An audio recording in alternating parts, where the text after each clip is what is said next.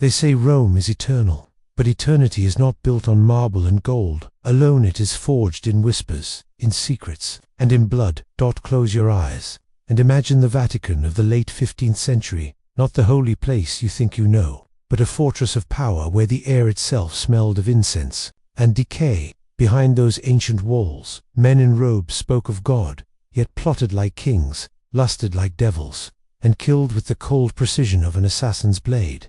And at the center of it all was a name that still drips with poison: Borgia. The Borgias were not merely a family.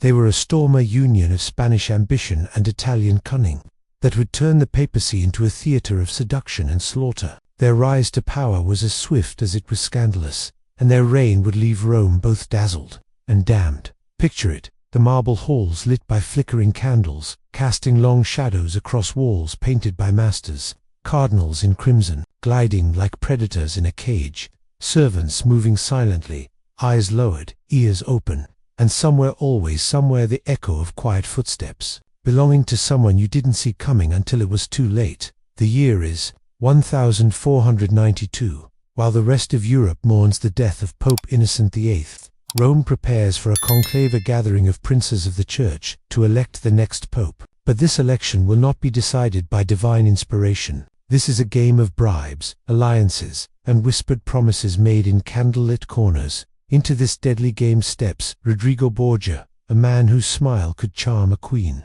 and whose ambition could topple one. He is a Spaniard, foreign-born, yet fluent in the language of Italian politics. Betrayal. For decades, Rodrigo had climbed the ranks of the church not with piety, but with gold, favors, and the kind of personal charm that makes enemies hesitate, and allies indebted. The votes are counted. The decision is made. Rodrigo Borgia becomes Pope Alexander VI. In the streets, bells ring. In the Vatican, wine flows. And in the hearts of those who know the truth, dread begins to settle. Because this was no ordinary pope. This was a man who would turn the Holy See into a personal empire, a place where family came first, and enemies didn't last long. From the moment Alexander took the throne of St. Peter, the Vatican became a palace of excess. His lavish banquets were legendary, tables heavy with roasted pheasant and figs dripping with honey, music echoing through marble halls, and dancers swaying to the sound of lutes, while cardinals looked on with hungry eyes. But behind the laughter, behind the clinking of goblets, there was always the faint taste of iron on the tongue, the metallic whisper of blood in the air. It was during these feasts that alliances were made and sealed, sometimes with marriage contracts, sometimes with daggers. Alexander's children, his children were his greatest weapons. Cesare, the ruthless son destined for war. Lucretia, the golden-haired daughter whose beauty was as dangerous as any blade. And Juan, the favored son, whose arrogance would one day be his undoing. They were not merely offspring. They were chess pieces, moved across the board of Europe's politics with precision. But the game the Borgias played was not without risk. Their rise had been too fast, their wealth too sudden, their influence too vast. Enemies were everywhere hidden, among the nobility, the clergy, and even within the Vatican itself. Rumors began to swirl of poisoned chalices, of women disappearing into the night, of rivals found dead with the look of terror frozen on their faces. Some said it was mere slander, the invention of jealous rivals. Others whispered that the truth was far worse than the lies. And then came the first death, not the first in the Borgia story, but the first that would set the tone for all that followed. It happened quietly, almost politely. A nobleman once, a friend of the Pope, found slumped over after a banquet, his lips tinged blue. No one spoke of it openly. The Vatican did not acknowledge it, but those who had been there, those who had seen the way Pope Alexander's gaze lingered on the man hours before his death, they remembered. This is where our story truly begins, not in the grand halls of the Vatican, but in the shadows behind them, because the Borgias did not simply rule Rome, they haunted it. And so I asked you, before we walk deeper into this labyrinth, remember this: power is never clean. It is a cup passed from hand to hand, each leaving its own stain. And in 15th Rome, no hand was more stained than that of the Borgia. As the candles are burning low now, the hour is late, and yet our story is only beginning. Rome in the 1490s was a city of contradictions. By day, sunlight spilled over ancient ruins and glittered off the domes of churches. By night, shadows pooled in the narrow alleys, and the city belonged to thieves, mercenaries, and men whose smiles were sharper than swords. It was a place where holiness and corruption walked hand in hand. Pilgrims from across Europe climbed the worn steps of St. Peter's Basilica seeking salvation, while just streets away, courtesans draped in velvet entertained the very men who preached chastity from the pulpit. The church was the greatest power. In Italy, not just a spiritual authority, but a political empire that rivaled kingdoms. Its wealth was unimaginable: gold chalices encrusted with jewels, tapestries worth a prince's ransom, armies paid in silver. And controlling all of this was the Pope, supposedly the shepherd of Christ's flock, but in reality, a monarch, cloaked in holiness. For Alexander VI, the papacy was not the seat of God's representative, it was the throne of a dynasty. And like every monarch, he needed loyal generals, trusted advisors, and heirs who would carry the Borgia name into eternity. Cesare Borgia was the first of these weapons. Tall, with dark eyes that missed nothing, Cesare was groomed from birth to serve the church. At just 18, he became a cardinal, though the cassock fit him like a prison. Cesare was not a man of prayer. He was a man of action, of strategy, of ambition so sharp it could cut. He had a soldier's heart, and behind his polite smile burned the mind of a predator. He studied war the way other men studied scripture, memorizing the tactics of Hannibal and Julius Caesar. But Caesar's education was not confined to books. His father taught him the art of manipulation, of striking not just with steel, but with silence, with influence, with fear. Lucretia Borgia was the other jewel in Alexander's crown. She was still a teenager when her father became pope, but already her beauty was the kind that could stop a conversation, and her intelligence was the kind that could start one. Fair hair, luminous skin, and eyes that could shift from innocence to calculation in a heartbeat. Lucretia was underestimated by many, and she used that to her advantage. Alexander saw in her the perfect diplomatic weapon. She could charm a court, soothe a rival, and when necessary seal an alliance with marriage. But every marriage was also a chain, and Lucretia learned quickly that in her family, love was a luxury, and loyalty was demanded above all.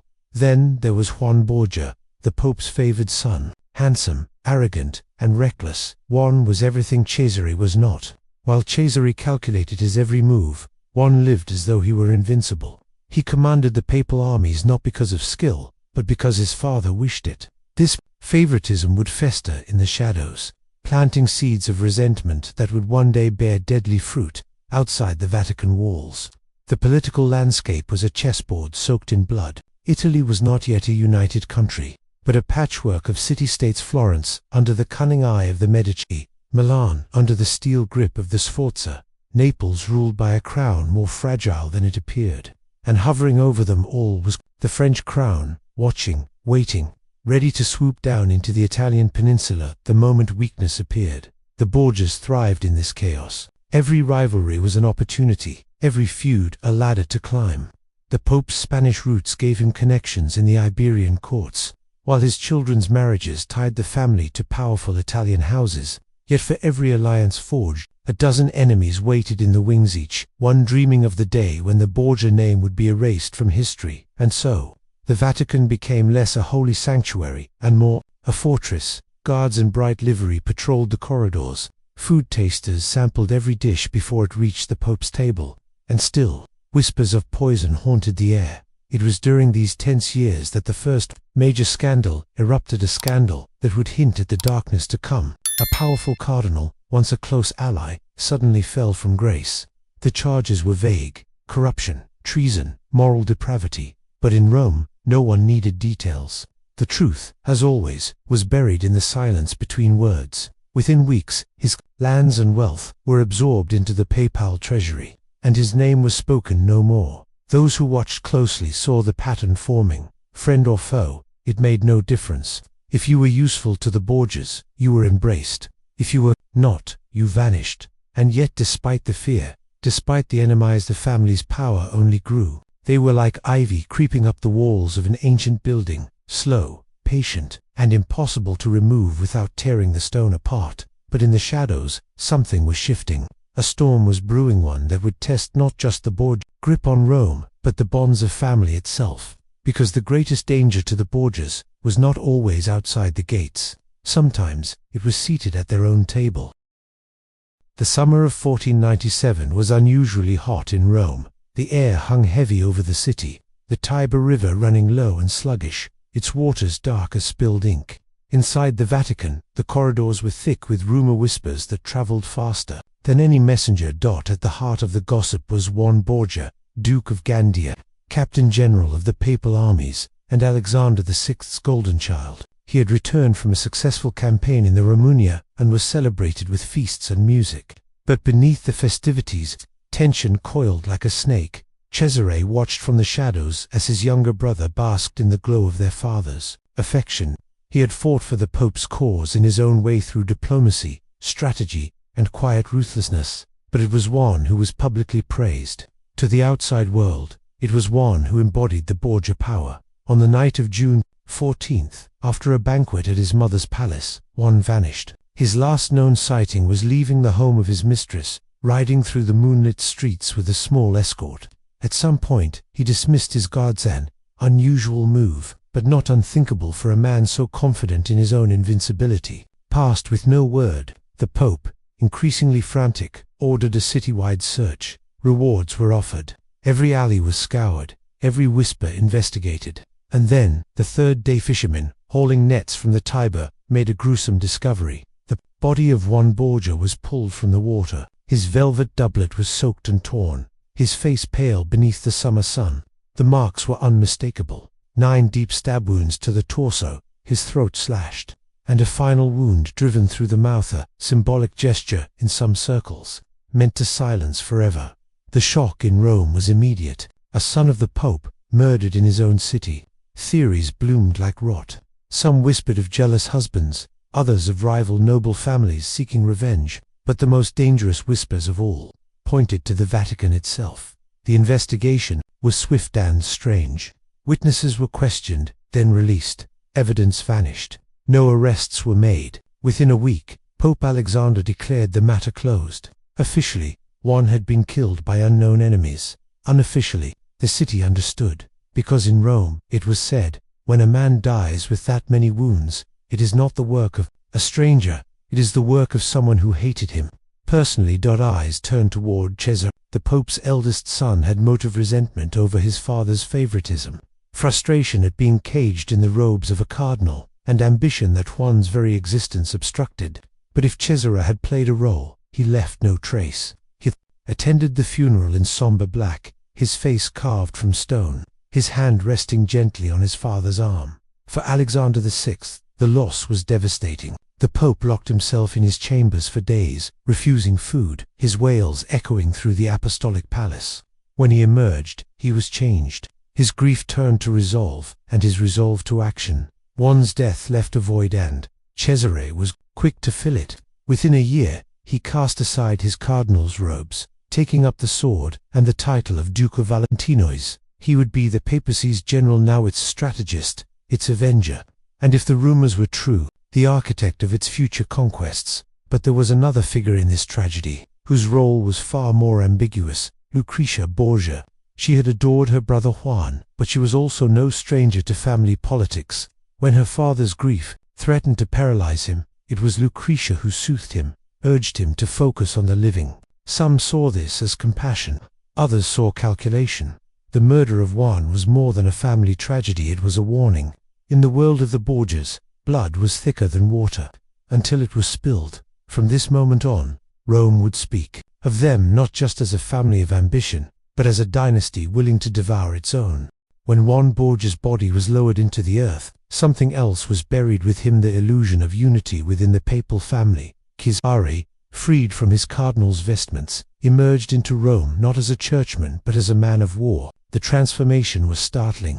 The silks and scarlet robes were replaced with armor of blackened steel, his hands now gloved not in velvet but in gauntlets. Even his manner changed, measured, deliberate, the warmth gone from his smile. Pope Alexander VI wasted no time in placing his newly secular son into the role Juan had once held. But Cesare was not content to merely inherit. He intended to dominate. His campaigns were not the lumbering affairs of noble etiquette. They were swift, brutal, and executed with the precision of a blade at the throat. The papal armies marched under a banner, that bore not just the keys of St. Peter, but the Borgia bull, now recognized as a symbol of fear across the Italian states. Cesare's first target was the Romagna, fractured, corrupt, and ripe for the taking.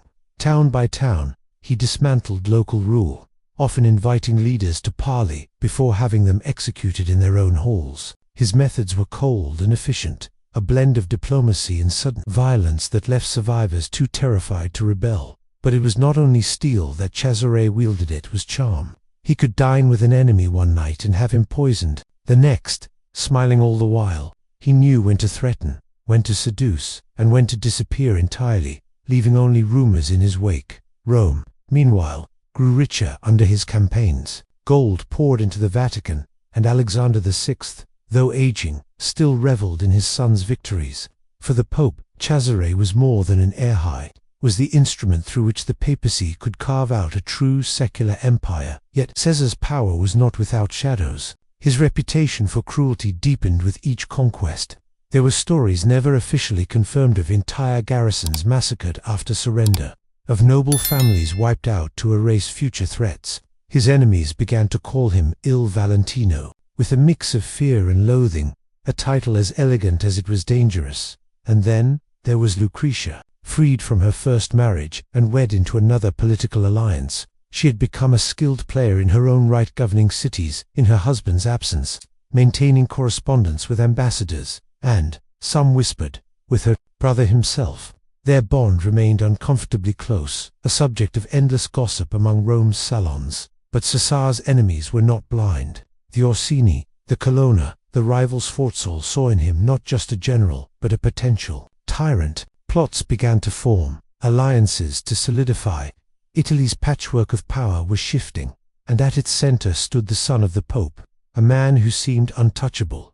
Still, Cesare understood one truth better than anyone.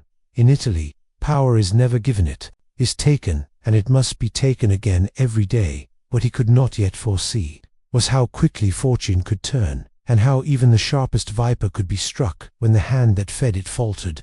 In the summer of 1503, Rome still shimmered beneath the gold and crimson banners of the Borgia crest. Cesare had carved his dominion from the fractured heart of Italy, bending cities to his will with steel, cunning, and the weight of his father's papal crown. Alexander VI, Pope and Patriarch, sat upon the throne of St. Peter like an emperor in holy robes, a man who had made the Vatican his fortress and the Church his weapon. But in Italy, power was a candle in a cathedral's draught, its flame brilliant, but fragile. That summer, the wind came. A fever began its silent march through Rome. It spared neither the noble nor the nameless. Cardinals collapsed, mid-mass servants burned with heat under damp linens. The guards at the Vatican gates coughed and sweated until they could stand no more. And then, it struck the unthinkable, the Pope himself. The whispers began before the first bell tolled. Poison, retribution from the shadows, a chalice laced by enemies too timid to meet Cesare on the field. Others swore it was no man's hand, but God's plague sent as a divine reckoning for the sins of the Borgia. Name Alexander VI's once imposing frame withered in his papal bed, his rings slipping loose from fingers grown thin and pale. Cesare, gripped by the same sickness, could barely lift his head. The sight of the two most feared men in Christendom lying helpless sent a shiver through every palace and back alley in Rome. On the 18th of August, the bells tolled for Alexander. When the papal ring was slipped from his lifeless hand, the spell of Borgia power broke instantly. Allegiance to the family had never been love for the name, it had been fear of the man who wore the tiara. Without him, loyalty scattered like startled birds. Soldiers melted away. Noble houses reopened old feuds. Enemies who had crouched in the shadows now stepped boldly into the sunlight. Cesare recovered, but the sickness had drained his strength. He still held castles, titles, and an army, but every stone, every sword, rested on the goodwill of the next pontiff. And the College of Cardinals, free at last from Alexander's iron grip, was eager to see the Borgias humbled. Pius III was chosen, and for a flicker of time, Cesare maneuvered to keep his dominion intact. But Pius lasted only 26 days before death claimed him.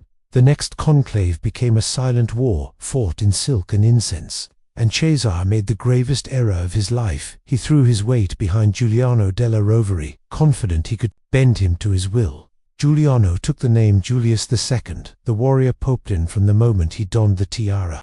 Cesare's fate was sealed. Julius was no puppet. He was a general in papal vestments, and he had no use for a Borgia prince. The orders came swiftly. Surrender your fortresses. Step down from command. And the wolves came. The Orsini, the Colonna, the Sforza families that had once bowed their heads, now bared their teeth. Cesare fled to Spain in a desperate bid to rebuild. But even there, the shadow of his name carried more venom than power. In 1507, far from the marble and candlelight of the Vatican, Cesare met his end in the mountains of Navarre. There was no grand battle, no blaze of glory, only a skirmish against rebel forces. In the mud, stripped of his armor, his naked corpse lay among strangers. No crown, no kingdom, no song. The Borgia Empire had lived for less than a decade, and yet the legend endured. Cesare became the living template for Machiavelli's The Prince, a ruler who seized power with ruthless brilliance, held it with cold precision, and still lost it to the one enemy he could never defeat: time. His life remains the clearest lesson in the oldest law of politics: power is not owned, it is borrowed.